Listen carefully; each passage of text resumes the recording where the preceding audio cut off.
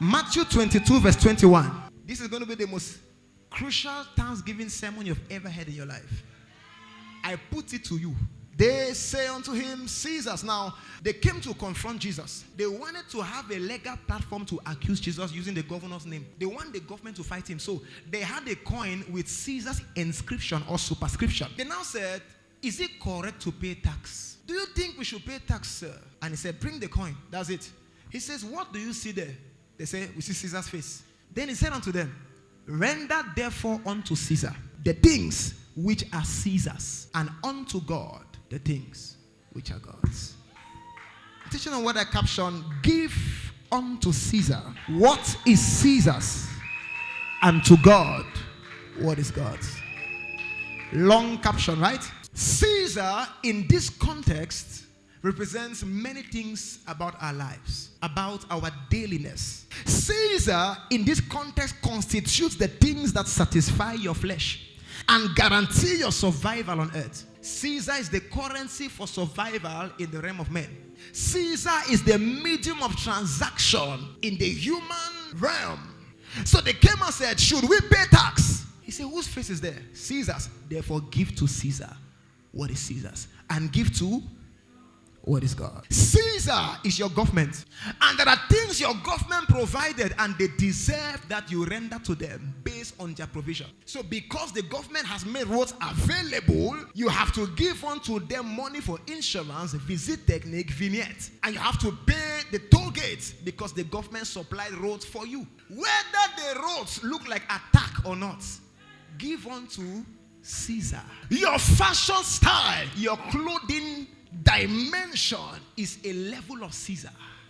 That you bought clothes for yourself this year, you have given unto Caesar what is Caesar's. That you ate food this year, you have given unto Caesar what is Caesar. Caesar are the demands of life. Caesar are the things that your flesh cannot do without.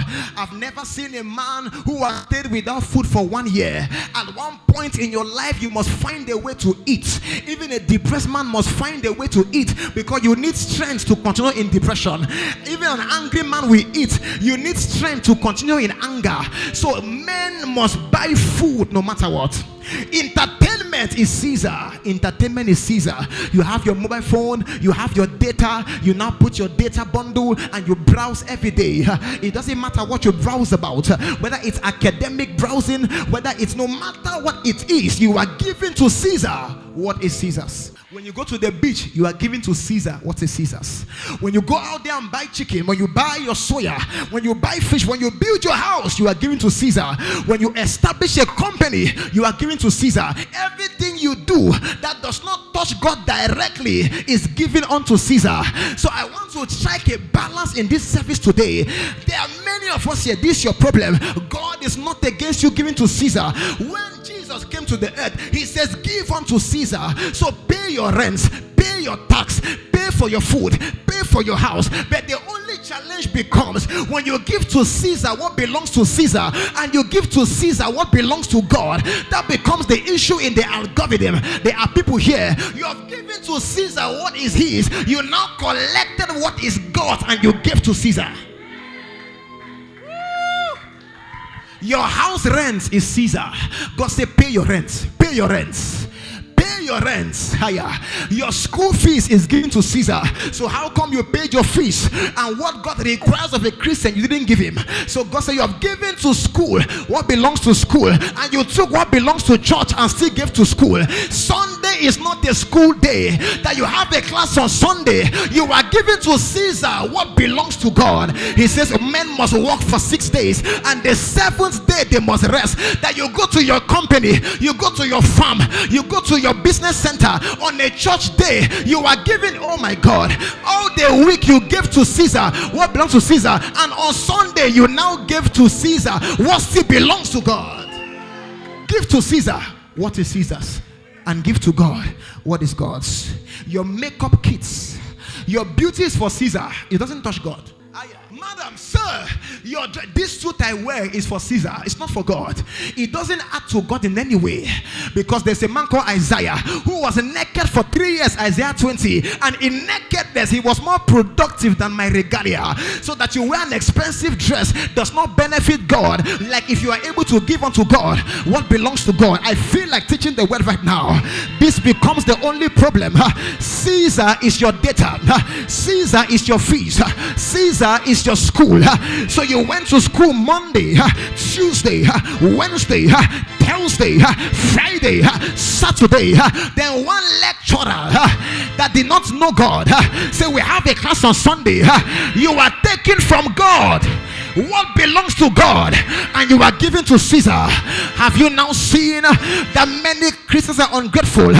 All your life you have been given to Caesar what belongs to God.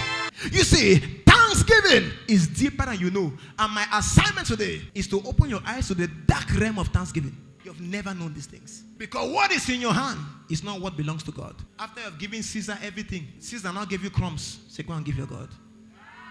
When God told Egypt to let Israel go, Pharaoh said, we'll let you go, but don't go with your economic power. Don't go with money. Don't go with the cows. Go alone. Don't go with the animals. We'll go. He said, okay, go, but don't go far. Give God, but don't give. Are you foolish? You are giving God what? Won't you save money? Sometimes what you save can't save you. It's what you give that saves you. Sometimes what you save can't save you. It's what you give that saves you. When you take a gown that Caesar bought for you and worship God with it, you are intertwining and you are mixing certain formulas, and it will create a satanic consequence upon your life. You see, the worshippers of darkness have gathered in the satanic senate. What you call coven is a gathering of witches. Sir, we have what they call the assembly of the workers of darkness.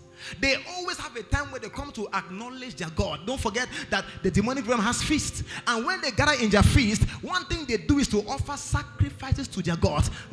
When Solomon gave an offering, 1,000 burnt offering, that was not all. Bible declares about Solomon. It said when they were trying to establish the ark to come to the temple, it said he slew animals so many that it could not be numbered. There was blood everywhere. When God saw sacrifice, in the demonic realm there was nobody who had given close to Solomon. So God established the throne of Solomon. Now every time you come for Thanksgiving, open your eyes to realize there is a competition in the atmosphere. It's beyond man to man. It's a battle between God and a God. So the devil gathers his worshippers, and God's worshippers also gather, and they begin to bring their appreciation to their God. Let me submit to somebody right now that in the ember months, the reason why there's so much untimely death is because many of the covens of darkness have given obligation for thanksgiving on their worshippers. You must thank me for sustaining your company with 12 virgins. You must thank me for establishing your industry with 14 young men. So they begin to kill boys and kill girls as a system for thanksgiving. The demonic realm gathers and they begin to thank Ikuku. They thank Epasamoto. They thank Nyampe. Witches gather and they go to their grandmaster for what you did for us this year. These are 4 cows. I brought them to just thank you. Thank you that my company did not crash. And then God said, let my worshippers gather. So when David is fighting Goliath, it wasn't a battle between mortals. It was a battle between a God and a God.